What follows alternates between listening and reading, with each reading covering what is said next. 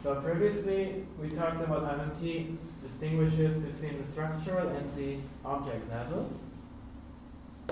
This is the list of classes at the object level. So the main class here is, so these are all scalar class names. The main class is the class obj, of objects. And that is split into 5 subclasses. The most important one is the class term, which is the class representing all kinds of expressions, terms, formulas, proofs, etc.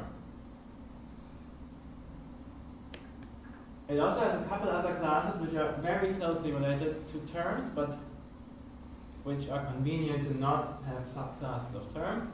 That's context and substitution. And those are list-like, so the context is a list of variable declarations, which introduce a name, possibly typed, possibly with definition. And actually there's also a notation optionally, which I haven't drawn here. And similarly, substitution is a list of assignments where we map one of these local names to a term. I call these sub in the scalar code. But then really the most important thing are the terms. And those have the following subclasses. There are a few more, some are experimental, but these are the important ones. First we have the identifiers. There we have OMID as a base class, and it takes an MMT URI, which refers to the object we're referring to. That is the URI of a structure level element, which previously introduced the object we're referring to. So a constant, a theory, anything like that. There's 2 subcases, OMOD and OMS. OMOD refers to a global name, that's a constant. OMS refers to a global name. Yeah, OMS refers to a global name, that's usually a constant, could be a derived declaration, type declaration, etc.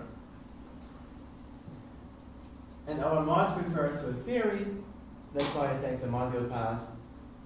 And we know a global name is just a pair of a module path and a local name. Yes.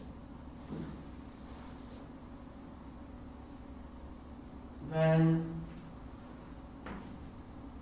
Thank the you. other important base case is the one of variables. They just have a local name because they refer to something that's introduced locally in the same expression. So this always refers to stuff that objectively exists, that was introduced by a structural element, whereas these are transient and usually constrained to the current scope, like within the current term. They're introduced by bindings. That's the OMBind class, which takes a term representing the binder that we use. It takes a context, which binds the variables. And then these variables are allowed to occur in the scope, which is just a list of terms. Okay, Usually this list is length 1, but in MMT, any list is enough. Okay, so there's no OMA outside of an OM bind.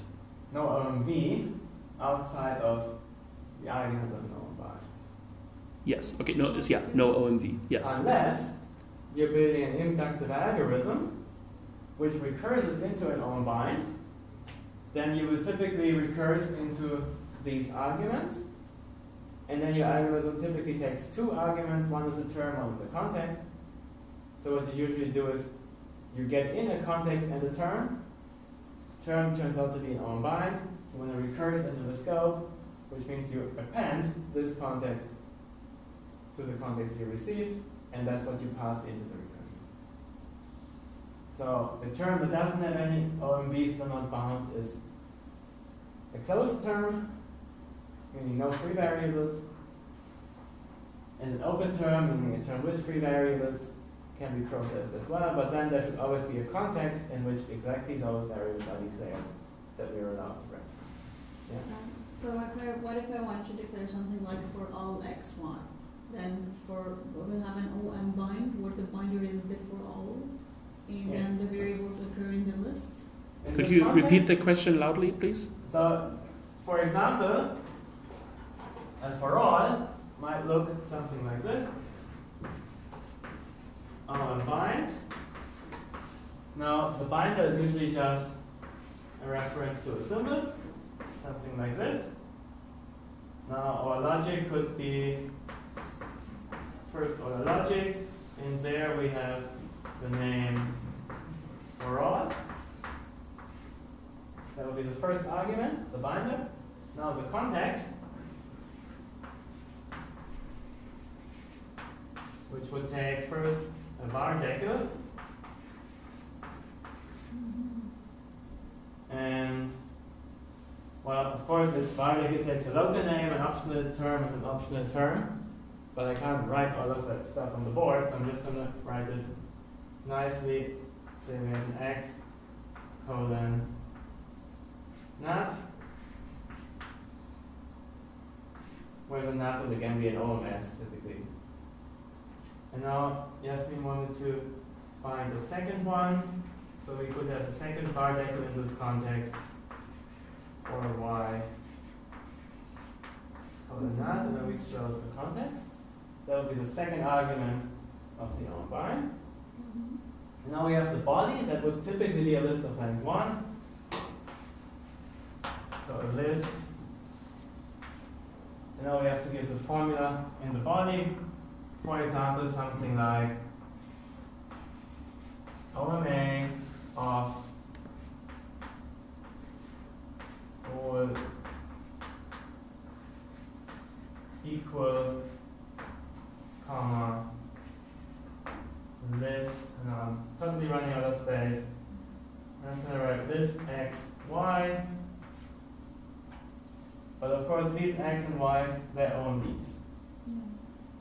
So we have the list of the OMS for the full equality symbol, and then the list of arguments of the OMA being, in this case, OMV of x and OMV of y.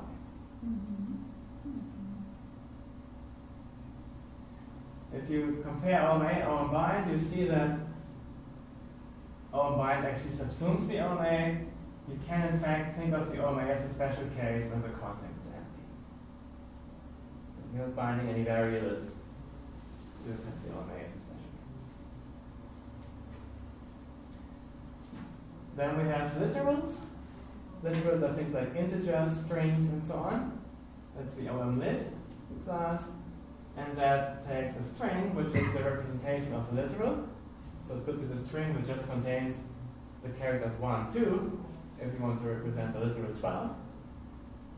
And then has a term for the type of the literal, typically something like an OMS of int. If we want to say integer literals, we could put an OMS integer. So the second argument is like the type, The yes. type of the literal, yeah. Because MMT is completely extensible for the literals. That means if you just have a string, you have no idea what to do with it. So you need a type that tells you how to process it. In particular, you could have multiple literals which have the exact same string here, but you have to process them very differently. For example, the integer literal 1 might have to be processed differently from the floating point literal 1, or a URI literal has to be processed differently than a string literal. So you distinguish them by the type, which can then be used to drive the computation of the elements. And then recently, and this is somewhat experimental, a new class was added, the OML class, L for local declaration. And a local declaration is basically the same as a var decal. And that's also where you see why it's still experimental. One could argue just make var decal a subclass of term, and then OML would be redundant. Because an OML has exactly the same content model as a var decal. But for now, there's an OML here, and inside we have a local name, an optional type, and an optional definiant. And just like var decal, there's also an optional notation that I opened. Is there currently any reason to distinguish the two? Like, is there different semantics? So in this case, you use always this, and in the other case, you use always that? If you introduce local names with an on bind, where you have var decals, the understanding is that they're bound variables. that you refer to with the OMVs, and it only works relative to the context. These names are not bound at all. They just fly around. You can think of them as atomic objects that just exist. So every possible name exists as an object. You can use it in a local declaration any way you want. What it means depends on the operators that act on it. So typically you have an OMA, which has, say, the first argument is the record type constructor, and then this list consists of OMLs, each one giving you the declaration of one of the fields of the record. And in particular, those names are not bound because the field names in the record, they cannot be alpha renamed because they use later on to project out of the record. So it's necessary to have something like an OML to get named declarations as needed in a record or in a theory expression into the term. It could be that in the future that the variable is a subclass of OML, but the opposite would be weird. Yeah, we're still experimenting with that. But for now, we know whenever we need a local declaration, we can use the OML. And in particular, if we omit these two, we just have a local name which we can use to reference a previously made local declaration. But an MMT doesn't give us any semantics of that. It's not like with variables where we have binding and substitution. These local declarations, they're just around, and it's up to the user to use them for anything useful. But like when you say it's like it's up to the user, is there another way to get the same functionality? Like declaring or like in term language specifying the declaration inside the theory. Is there another way of doing this other than OMLs? For now, no. Yes. Okay. There are other hypothetical ways that we're exploring, but this is how I would do it now. Yeah. And the interface will be pretty stable. Mhm. We just might tweak the background semantics.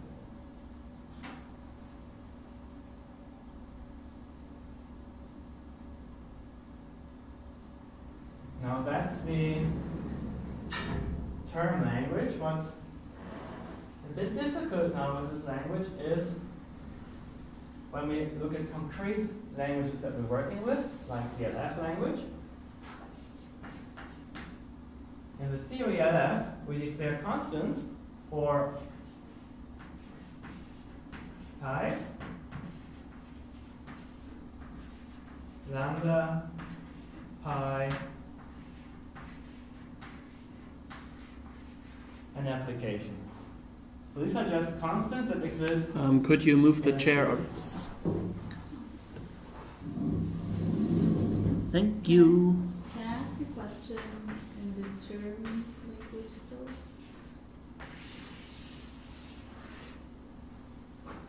Yes. So my question is on the context in the example that you've just written, the yellow part. So x of type n is part of the context, but n was not defined inside the context. Would this be okay? This math would be an OMS. I just didn't have enough space to write. Yeah, but I mean, you have to write it. No, it's optional. You could omit the type. Okay, but to write it this way, you need to write it. I mean, that the context has to be well formed or like well typed. You cannot. No, nothing has to be well typed ever. Okay. It's just an expression. Quote you on that. That's all up to the typing rules that come later. Mm-hmm. The grammar is untyped. Okay. But it allows you to annotate arbitrary terms to your variables, which the typing rules later on can then interpret in the intended way. Mm-hmm. The only thing MMT enforces is that you can't refer to a variable if you haven't declared it in the context. Mm-hmm. But you can refer to a type that does not exist like that. If you No, this is supposed to exist in a theory. I just didn't have the space to write it. Just like there should be a theory first order logic, Mm-hmm. declaring a constant for all, Okay. there should be a theory Naturally arithmetic referred. which declares a type none. Okay.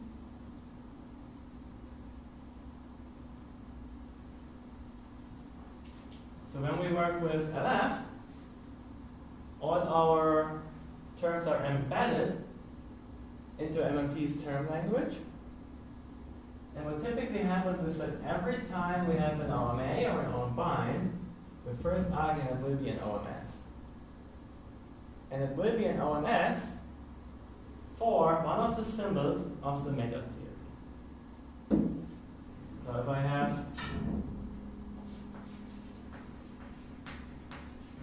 a theory like S4 with meta theory LF, S-Fall is... so the first order logic. Or we can just take first order logic to be simpler. Okay, yeah. And here I would now declare my for all and my equal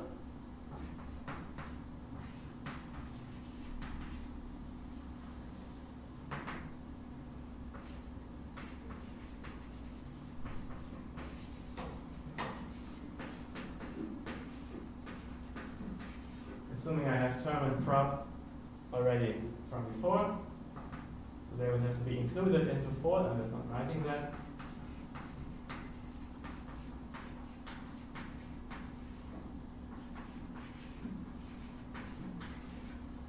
So that's it. The actual MMT terms that I'm building out of that will always look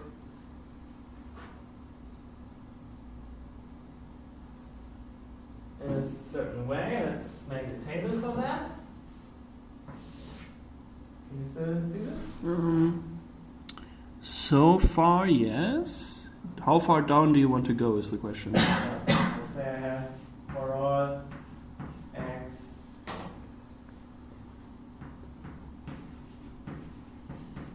not let's say x equals x in the user syntax. That of course is actually a lambda expression here because we're in LF. So the LF lambda is sitting in here, we just don't see it in the user facing syntax. Same as in this equal here. There's actually an LF apply in here that we're also not seeing in the concrete syntax. So this is more like equal applied to x and then again applied to x using the LF apply operator. So Is that curried? So is it the applied equal to x applied Yes. to x? Or is it I'm equal gonna applied try to x and write x? the MMT term for that. That would be OMA. Okay, actually, can you move that chair out of the way and I'll reposition the camera so we...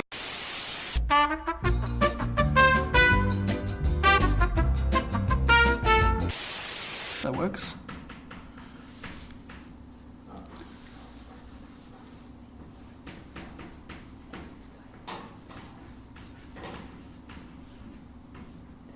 So the first argument will be an OMS, referring to the LF apply operator. The second argument is again an OMA, because we're curried. First argument is again the LF apply operator.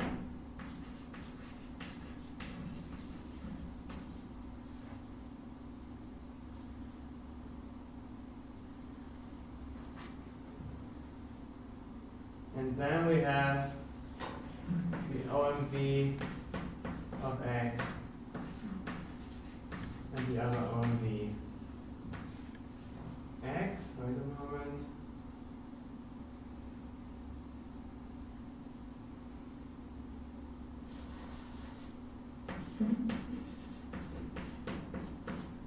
This closes the first OMA here, and then we have the second OMA closed down here. It's just a carried representation of x equal x. Wait, no. Where's the equal?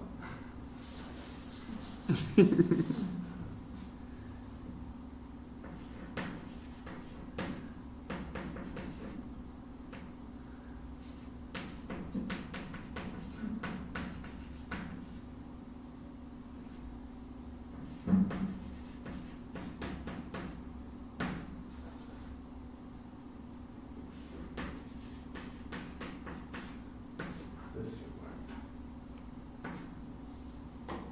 course, technically, this is a list of arguments. I'm already dropping that from the syntax because it's so hard to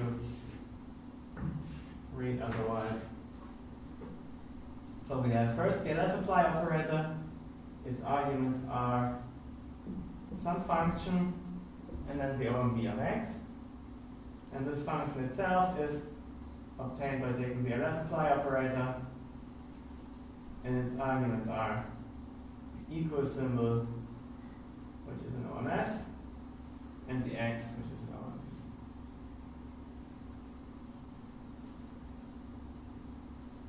So we have multiple levels of artifacts that we get when we encode our logic first in the logical framework and then in the MMT implementation.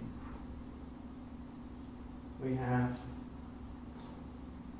you could call it LF artifacts here in the apply operators. And then, of course, MMT artifacts in the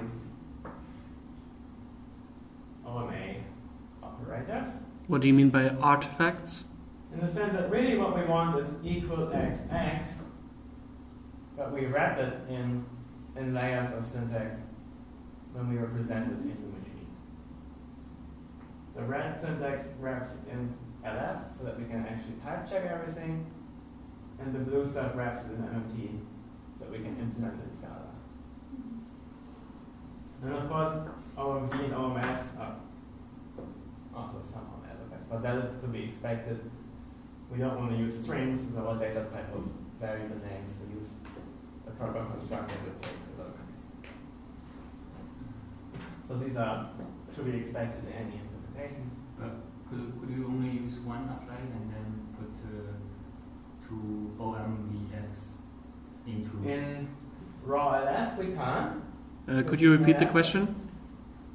Do we need two LF applies? Couldn't we just take one and then apply equal to two arguments at once? In plain LF we can't, because plain LF is carried. We apply one function to one argument at a time. So in LF you cannot. Yeah. That's the same thing for all lambda calculi. It's just so much easier to implement that way. And so much easier to prove things about it. Now you can imagine how complex it gets for the bind. I'm not even sure if I have enough space for that. This is first an OMA of the LF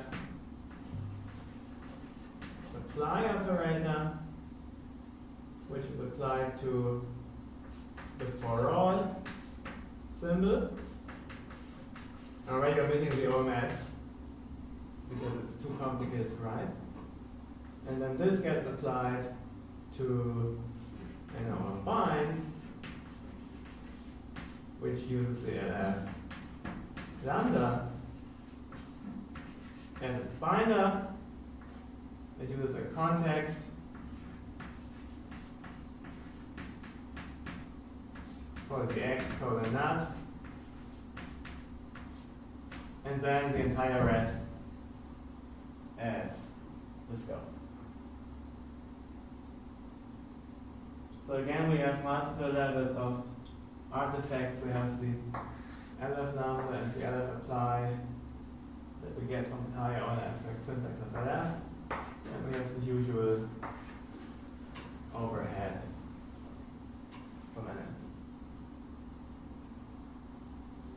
Really what we want is for all x naught equal x, but we have to wrap it in the random to do stuff in brackets. What did you write after for O, like from term to what?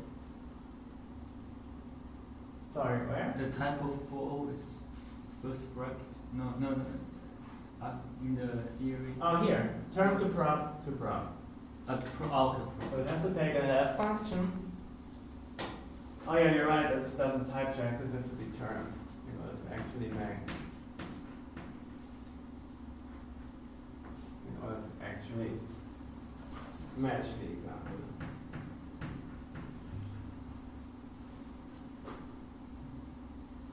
But that's inessential anyway. That would be for the type checking rules to sort out, but I didn't want to show that. Mainly what I wanted to show is that I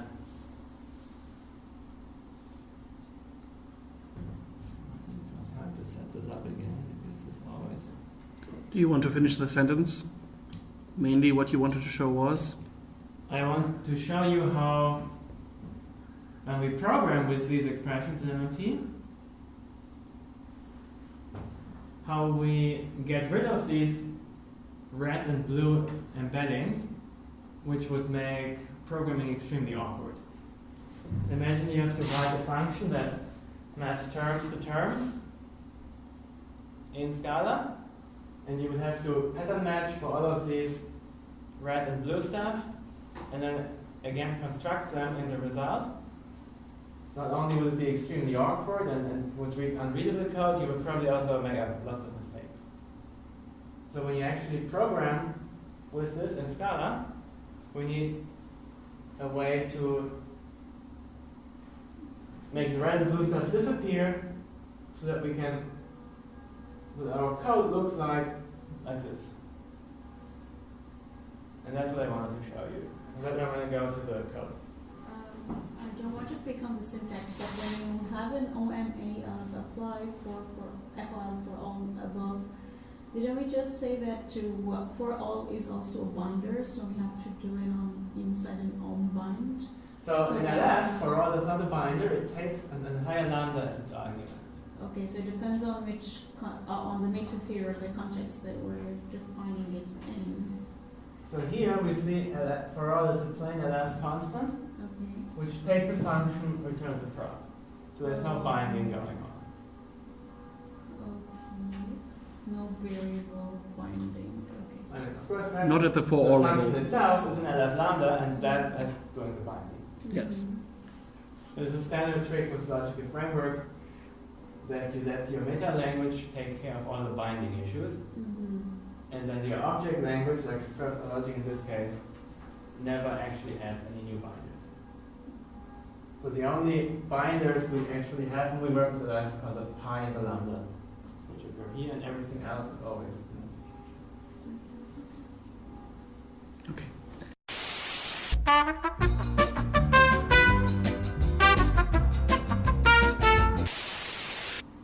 So Scala has a generic mechanism for doing exactly that, namely getting rid of this red and blue stuff and makes the source code look as if you're directly working with the data type that you have in your head, which means first order logic formulas.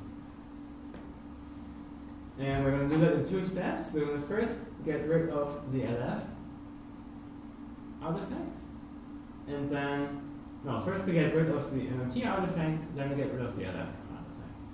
Makes sense, because the MMT artifacts are the outer shell. Right.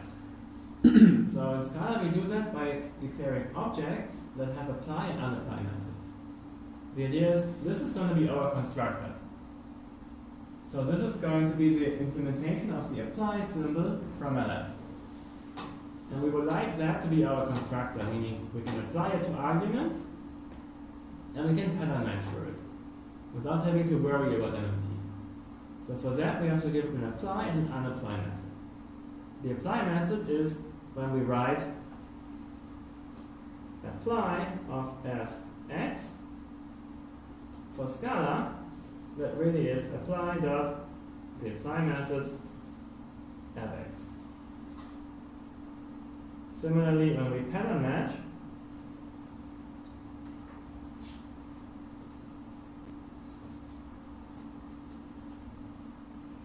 in Scala,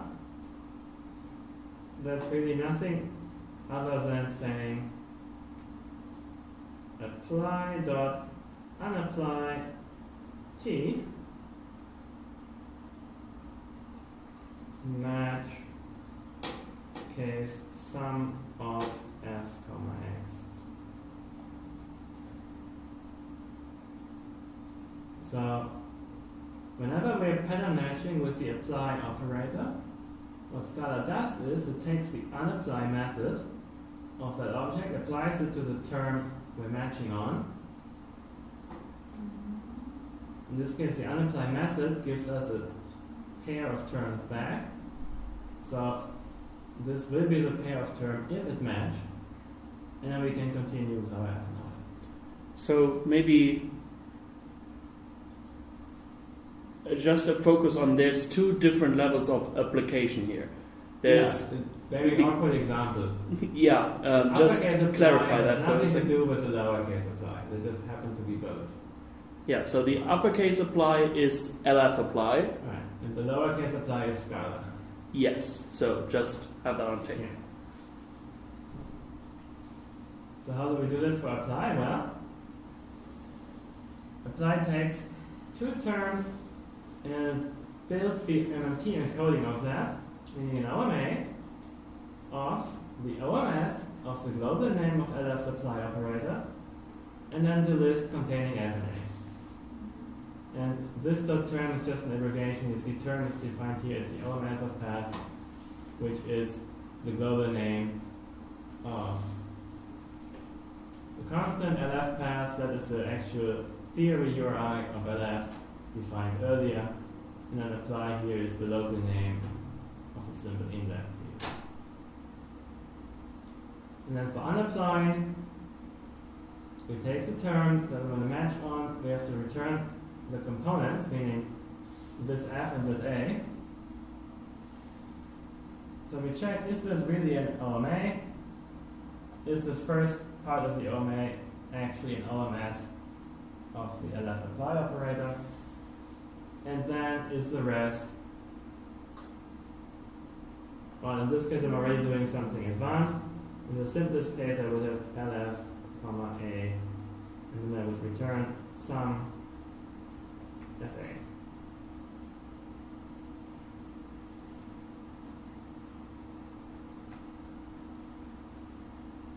So if there is a list of two empty terms, then I just return them. In all other cases I return none, meaning we're not matching. Now we already had the question, can we apply to multiple arguments at the same time? Can we get rid of the currying? And what I did in the LF case is simply I tried to make these functions a bit stronger than they have to be. That's what you saw before.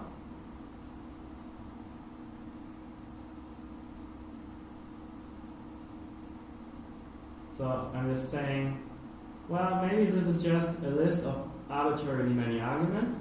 The first one's F and A is just the rest of the list. Colon is the cons of Scala. In that case, I check if the length of A is indeed longer than 1.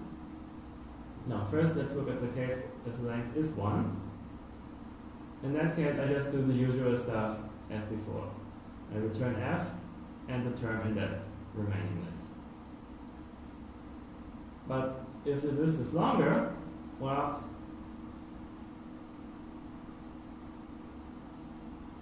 then we have something like equal applied to x and x. In that case, the pattern match should give us as a function equal applied to x, and as the argument, the second x. So the last element of the list becomes the argument that we return in the match, and the first argument is just a new OMA, which has the rest of the arguments in it. So if we ever use the LF apply without currying, then the pattern matching will still succeed. Does this go down recursively? So if I give it 10 arguments or something, does it automatically uncurry everything?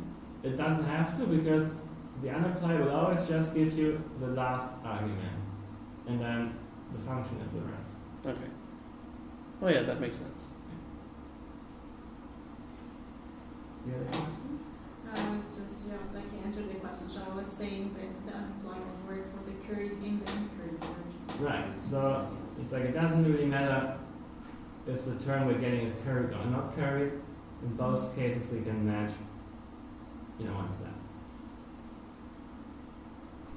But then sometimes it's convenient to also provide multiple arguments at once. You see, the apply method doesn't allow any currying. It just gives you a single term. I don't remember why, actually. One could easily take a list here, and then one just has to decide if one returns the curried or the uncurried expression here. But for that I implemented a convenience method called apply spine,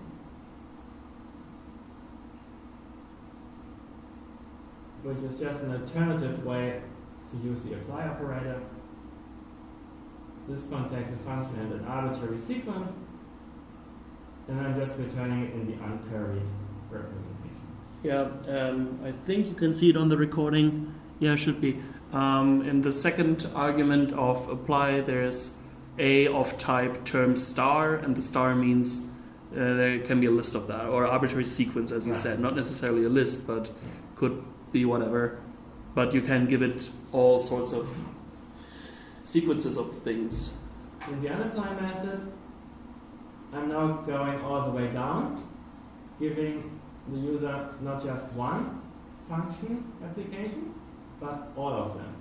So the term is going to be the function, and the list is whatever arguments we can splice off using pattern matching recursively.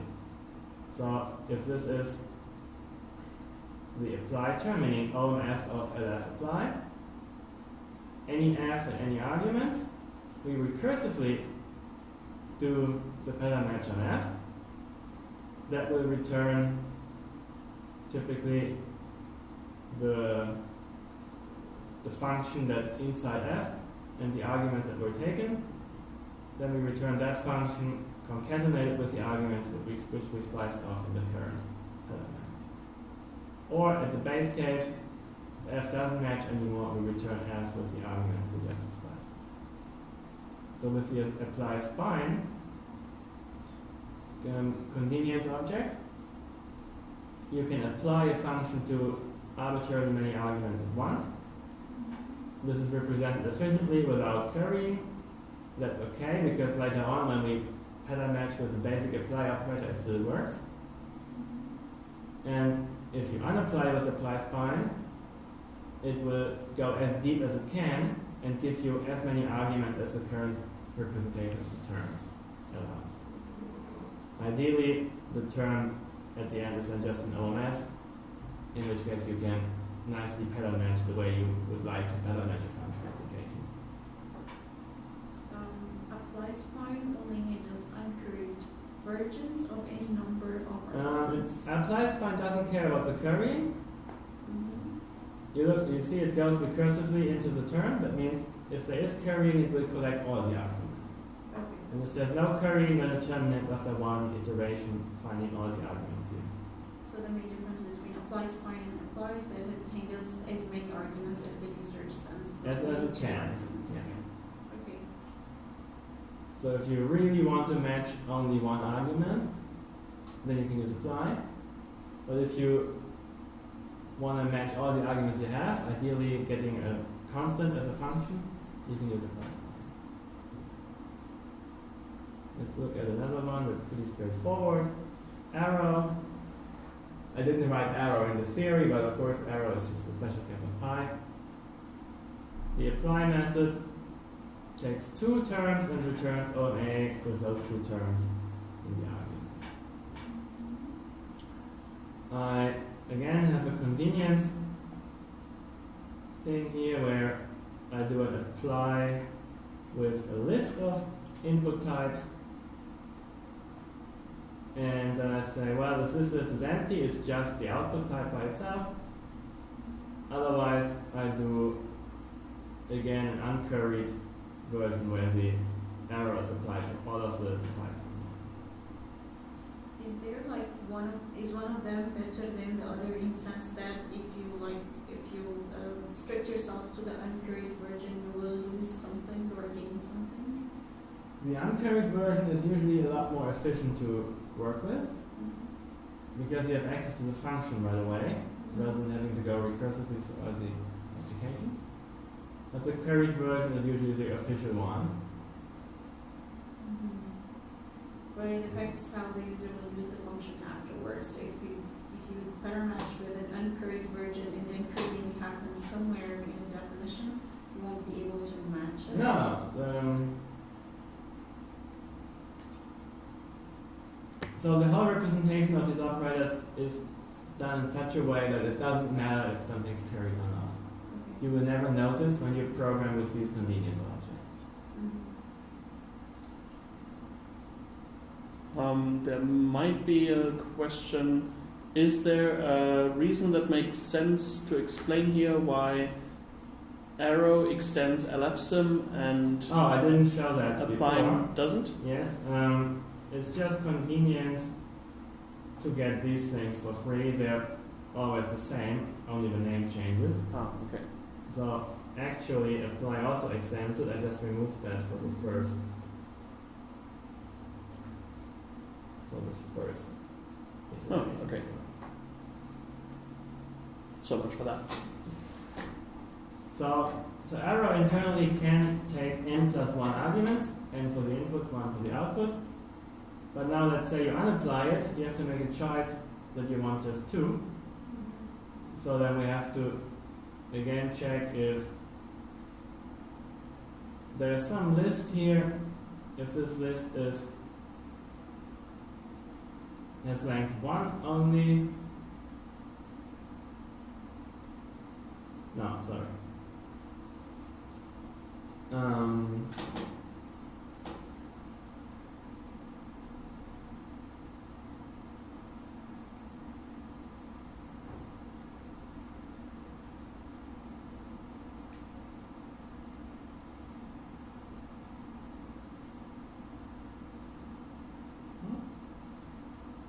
This might not be correct. I have to look at that later. I never use arrow anyway, so it's quite possible that there is a bug here. It would be surprising. Good thing we did this then. I'm not using arrow because I always use pi, because we know that. Arrow is just convenient. Arrow would just be the usual function type, but why use the usual function type if you Right. have the dependent function type? So officially we are dependent. So matching for arrow is almost never useful. And constructing an arrow case, sometimes if you know you're building a simple function type, you can just use arrow, it's slightly more convenient. But the unapply method for arrow is basically never called.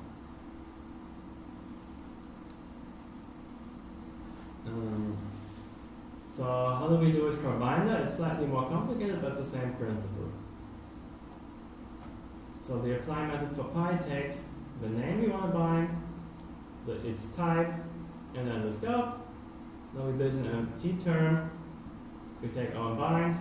This is the binder. It's again the OMS for the LF pi.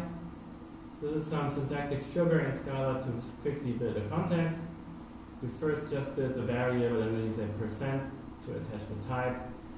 So this is just the same as saying var decal of name, comma sum, tp for the type, and then none for the definitions. Doesn't seem to like that. It looks nicer.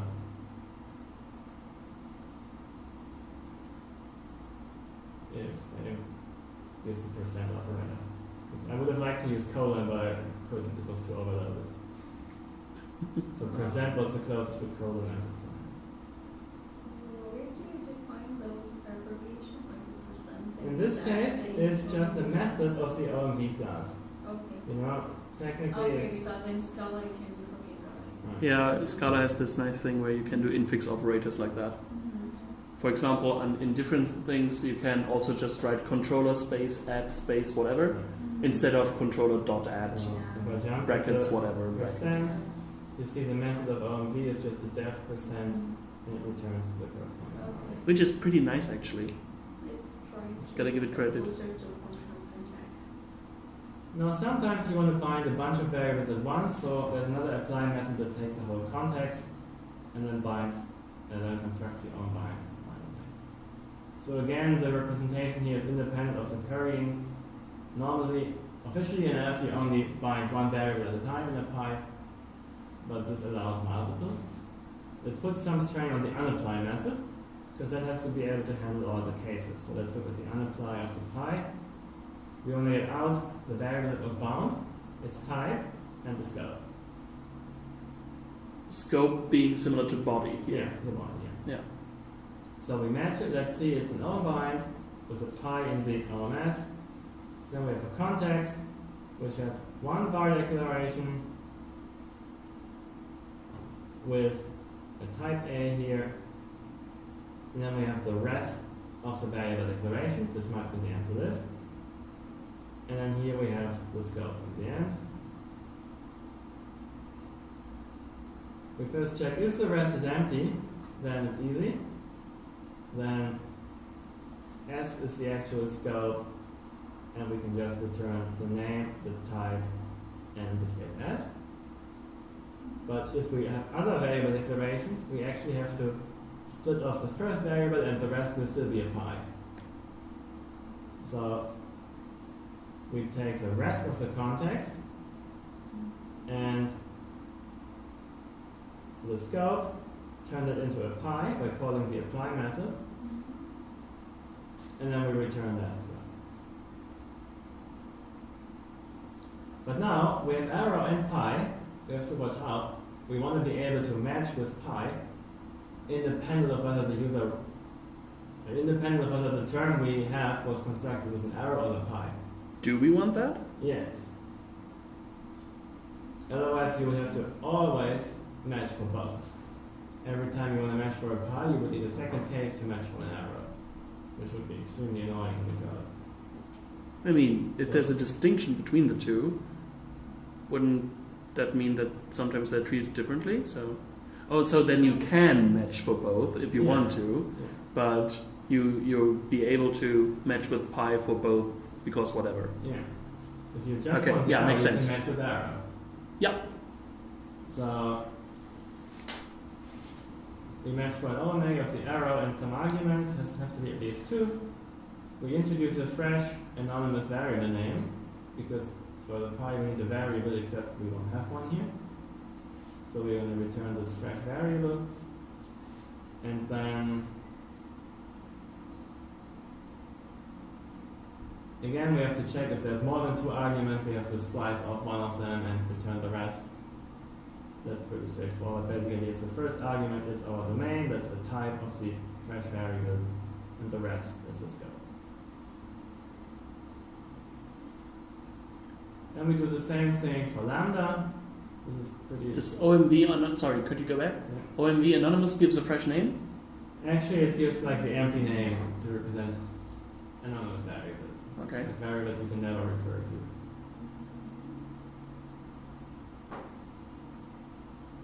Lambda is pretty much the same as pi, because structurally they're exactly the same. And I think those are all the convenient. Oh no, then very often Oh boy. Yeah. you want to match for a pi, but you also want to cover the case where it's not a function type at all, where it's just a base type, which is really also a function type, it's just your list of arguments is empty. Like the list of input types is empty. So I mean a sort? What do you mean based on? Like imagine you're in first order logic, you have a function symbol declaration Yeah. that will be of the type like not to not to not. Okay. And you would like to match that with a pi. Mm-hmm. But you also have constant functions which are just of type not. And in first order logic they're treated exactly the same as function symbols which take arguments. So a C colon not is just the same as C colon not to not, except in one case it's 0 arguments, in the other case it's 1 argument.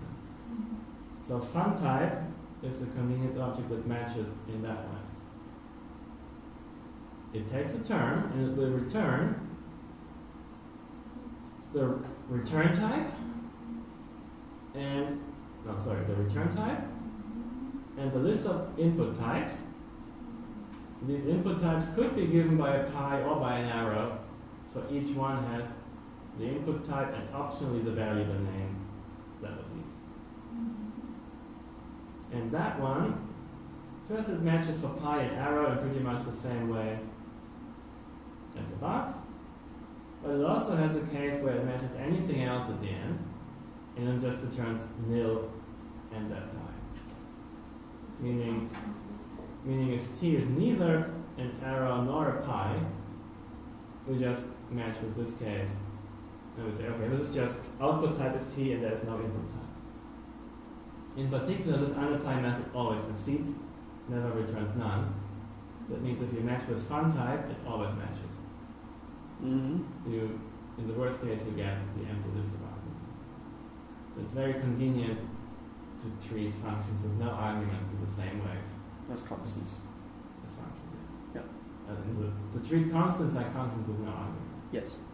What about the case before the T or the term?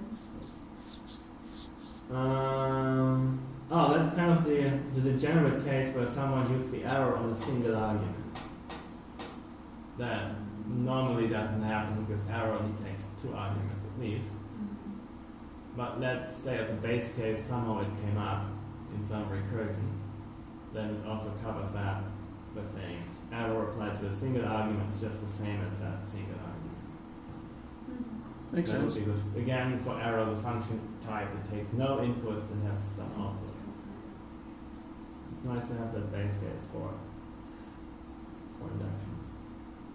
The apply method is then the dual. It takes a list of input types, optionally with names, and then the output type. It follows through that list, and it gives us a pi if there is a variable name and an arrow otherwise. The main reason why there's an arrow is so that presentation in the end looks nicer. The arrow has a notation that actually produces an arrow, and the pi is a notation that produces some pi stuff. So if you can keep the arrow, Then keep it's the good arrow. to keep it so that it looks better when you display it to the user. But then you would like your semantics, where you have to implement all these typing rules to not care what's the difference between the two. Fun type comes with a fun term, which is similar but matches lambdas, and there's also an apply general, where you provide the function and the list of arguments, and if this is empty, it just gives you f itself again. So that's coupled with fun type, allowing for the case of 0 arguments. Similarly, this is an apply that allows for 0 arguments.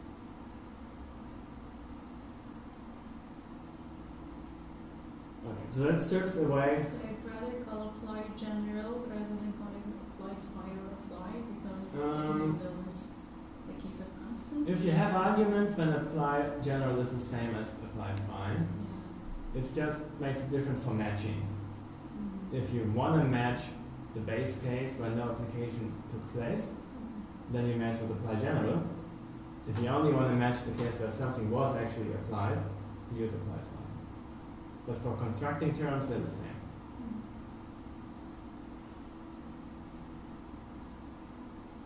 And now this lets me write things nicely as apply of OMS, and what was our example? For equal to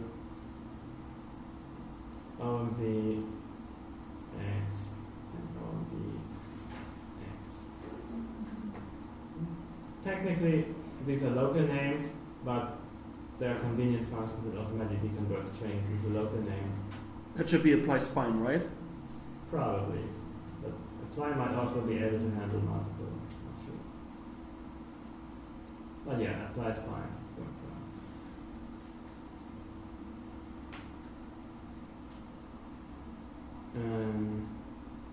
Same thing here. If for is really the URI of a theory, the question mark operator builds the global name of a constant in that theory.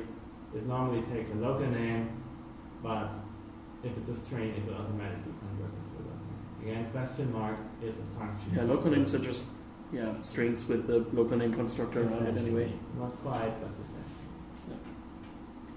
Question mark again is a method of the class theory of empaths, which technically would work like this.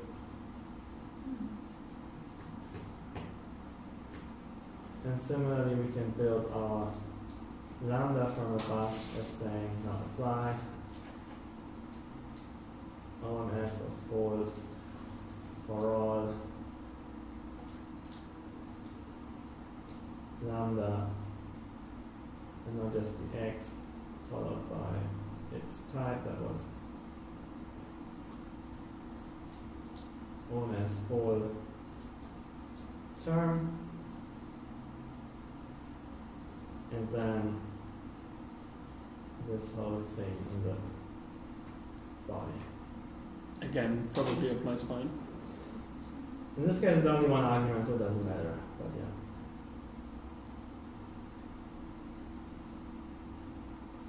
So this eliminates most of the MMT stuff. We still have to write ONS all the time, Oh yes, right. It's just one argument. Yes, sorry.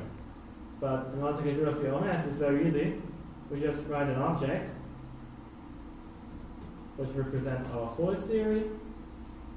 In there, we define the base path once and for all. This has to be an MMT or I for theory. I'm just going to put dot dot dot here. Somehow this is going to use the string full somewhere.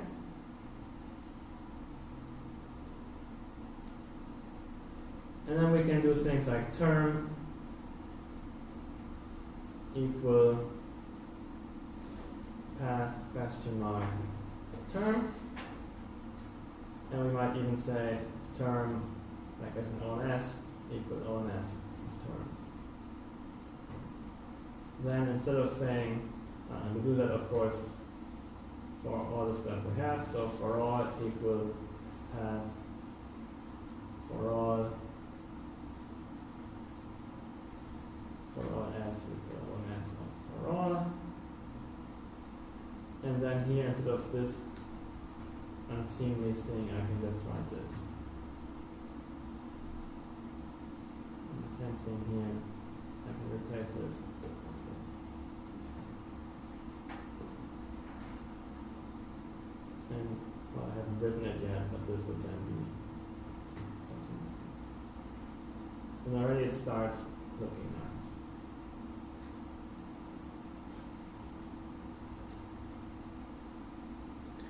And you can use those OMVs without an explicit OM bind because the lambda will do that automatically.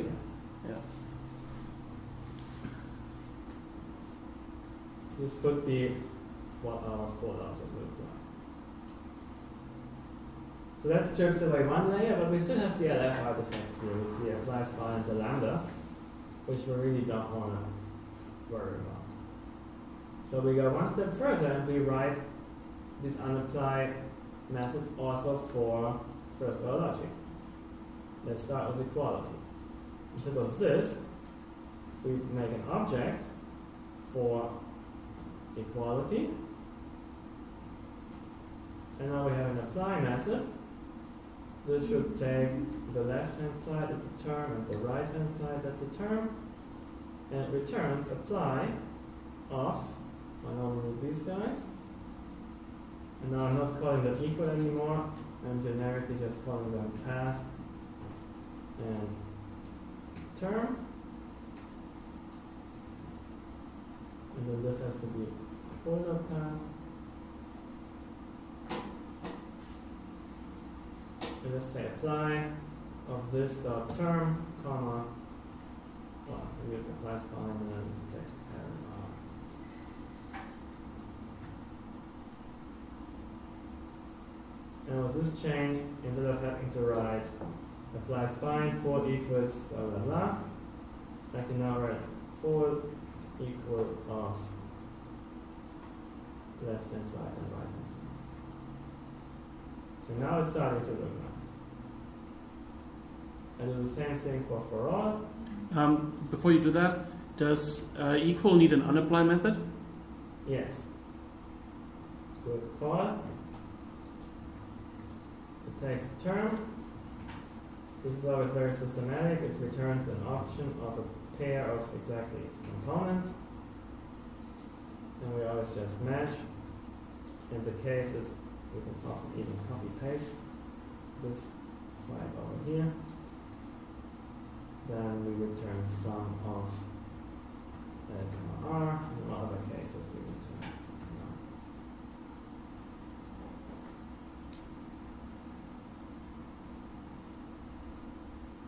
let's do for all. And then this stuff I copy over.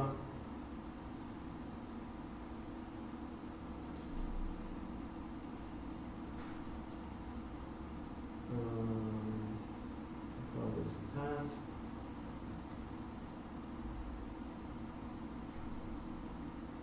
And then this is called term equal path.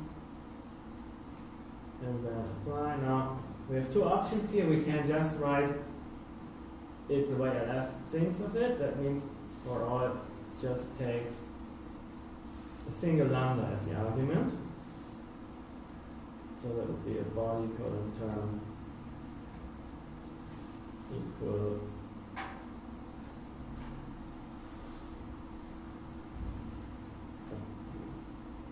apply this dot term comma body.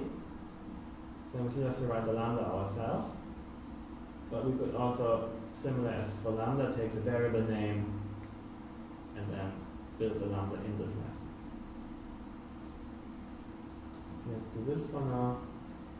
Multiply t term. That will return an option term.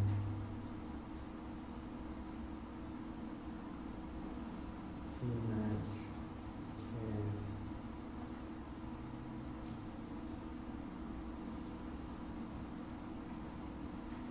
Some body else. And now I can get rid of this and just say for the for all options. Maybe in the future we can see if we can generate those object files for the Right, I actually have code that goes over an LF theory and generates these object files systematically.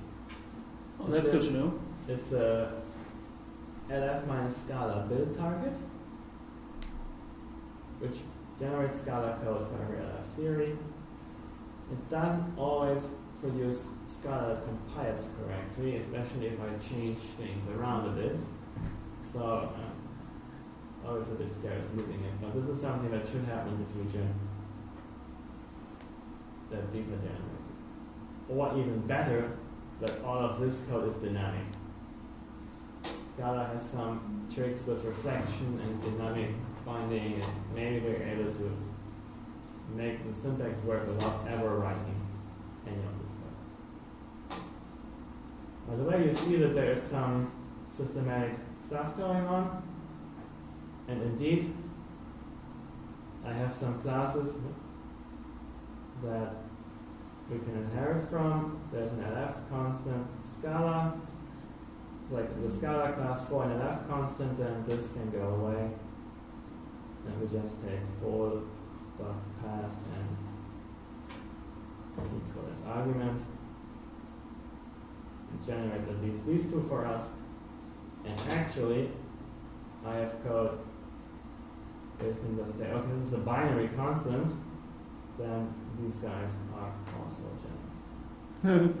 So the problem of generating this code then is actually not as big in practice. Similarly, for all, we can just make it unary constant. I don't have these classes for binders yet, which would be nice. But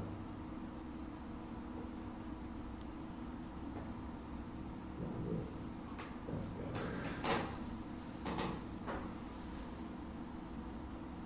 So it's just an abstract class that gives us the apply and unapply methods once and for all. That's pretty good. I wrote them for binary, and I think I have ternary and stuff somewhere else.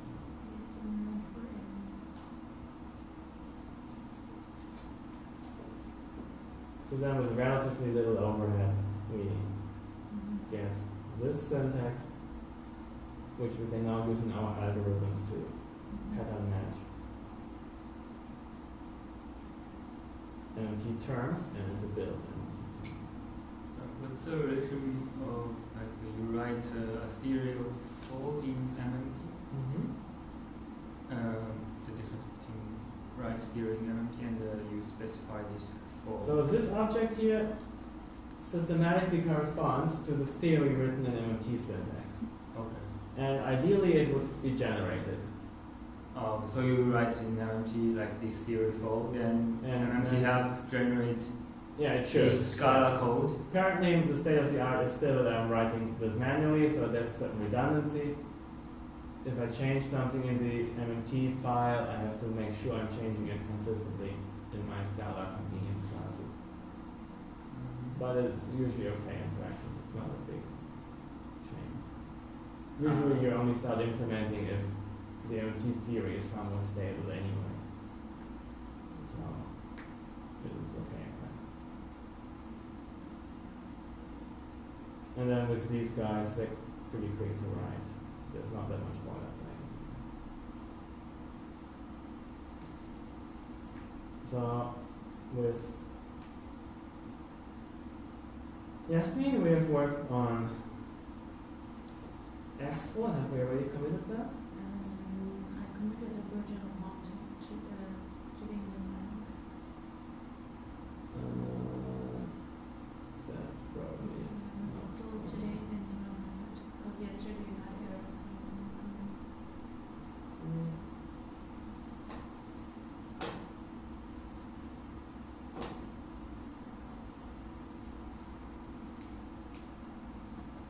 This is for homomorphism, so we have an object for propositional logic.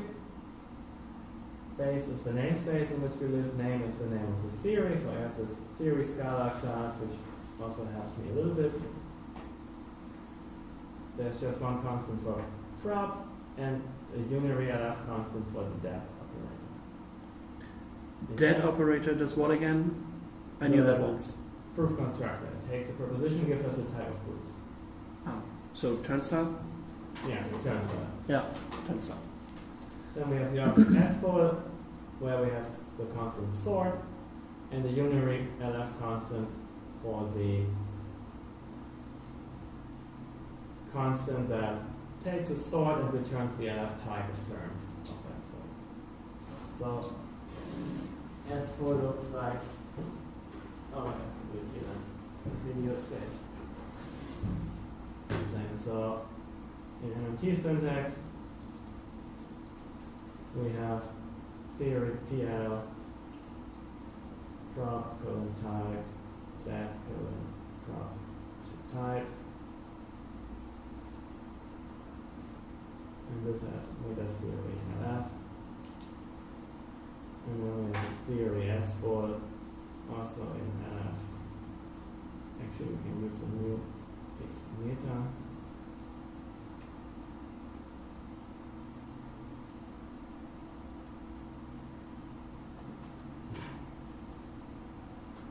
Here we have the type term, type sort, and I construct a term giving us the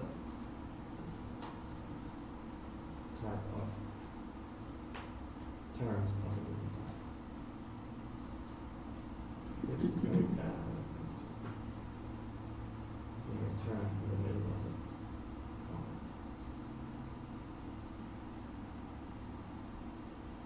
So we have the convenience object set up for those.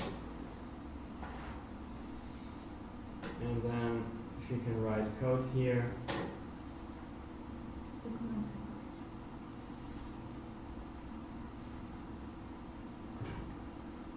Where she looks at a list of declarations, every one of them she looks at the type. Now she matches the type of this S4 declaration. If that's just OMS of sort, then we know it's a sort declaration. So we do something with it. In this case, we generate a certain function. Or it could be a function symbol declaration, which would take a list of input types and eventually an output type. Or it could be a predicate symbol, which also takes a list of input types and eventually returns a prop. Or it could be a proof of something, in which case we have a det here. And in this case, we will have to keep matching. Since S full is simply typed, we can assume that all the variables that fun type match are actually none, because they are none, because it's all arrows, never any pies, so we can just map out the second component, which gives us the types. Remember, fun type returns, and we match it, the list of option name and term for the argument type and the variable name, if any. In our case, we never have variable names, so we just look at the types, and then we can actually be a bit smarter. So let's say if this is actually none, and then the type in S full is always going to be term of some sort S, then we return our S. Then this is, in fact, the list of argument sorts that this function symbol is taking. We can do the same code for predicate symbol. Right? Let me write a comment to make this clear. This would be something like C colon TMS1 arrow TMSN arrow TMR. And the predicate symbol in S4 looks the same, except it eventually returns a prop. And the sort declaration is just C colon sort. And an axiom is C colon that F for some formula.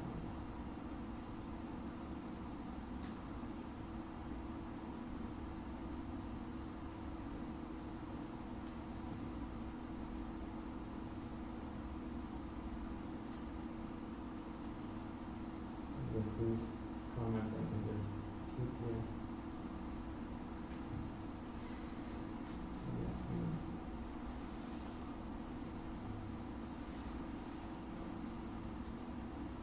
So you can very conveniently match over the declarations that occur in an S-full theorem. I actually have a question about the error part. So, what's the name of that function that we're generating? Yes. We need to have a name for it. At this point, this code is only building a term. So this will have type term. And then I give a name. At the end, you still have to return a local declaration with a name and this type. And this construction is reusing the exact same name as the original declaration, which works out for homomorphism. So that's not part of the general tutorial.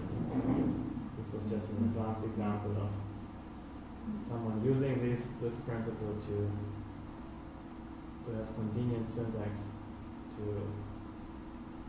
work with S4.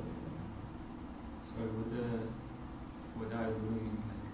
Sorry? What are you doing in this file tutorial? So this takes a theory of S4, meaning a list of declarations which are either sort symbol declarations, function symbol declarations, predicate symbol declarations, or axioms. And then it has to return the theory of homomorphisms between two models of the original theory. And the typical way to do that is you iterate over the declarations, and for every declaration you have to do something. But the details we can explain offline. The returns are homomorphism between The theory of homomorphisms between them. Okay. So for the theory of monoid homomorphisms, you need three things. You need the domain monoid, the codomain monoid, and then a function with some axioms on it between those two. So basically you have to copy the original theory twice, and then you still have to iterate over the declarations in the original theory. For every sort symbol, you have to generate a function that maps from the first to the second. For every function symbol, you have to generate an axiom that ensures the commutativity condition of the morphism. have a predicate symbol, you have to do something similar, and the accents you're allowed to skip, because homomorphisms don't worry about the accent. So I think that's all I wanted to show. Any questions?